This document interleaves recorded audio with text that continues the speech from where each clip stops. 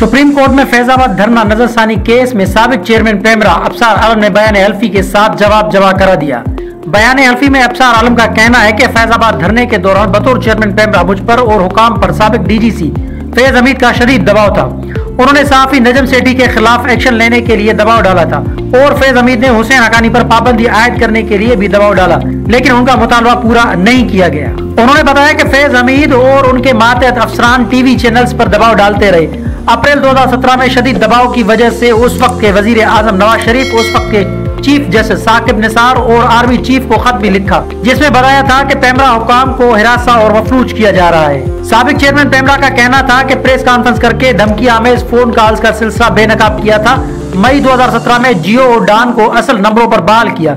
पेमरा कानून की खिलाफ वर्जी पर निजी चैनल बंद किया तो फैज हमीद ने बुलाकर बाकी चैनल्स भी बंद करने का कहा। 25 नवंबर 2017 को मरियम औरंगजेब ने राब्ता करके तमाम टीवी चैनल्स पर पाबंदी आयद करने का कहा तो उन्हें बताया कि काबीना की मंजूरी के बाद हुकूमती हिदायत पर चैनल्स बंद कर सकते हैं, वरना नहीं। बयान हल्फी में अफसार आलम का कहना था कि उस वक्त के वजीर आजम शाहिद खाकान अब्बासी की हिदायत पर फैजाबाद धरने के दौरान तमाम टीवी चैनल्स बंद किए। फैजाबाद धरने के दौरान निजी चैनल बंद करने के जुर्म में 2 साल बाद चेयरमैन पेमरा के ओहदे से हटा दिया गया।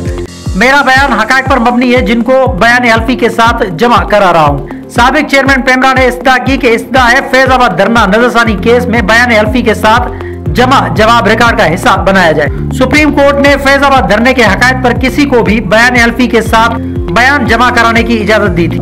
मजीद खबरों और अपडेट के लिए जोत न्यूज को लाइक करें, सब्सक्राइब करें और कमेंट सेक्शन में अपनी राय का इजहार जरूर करें। अल्लाह हाफिज।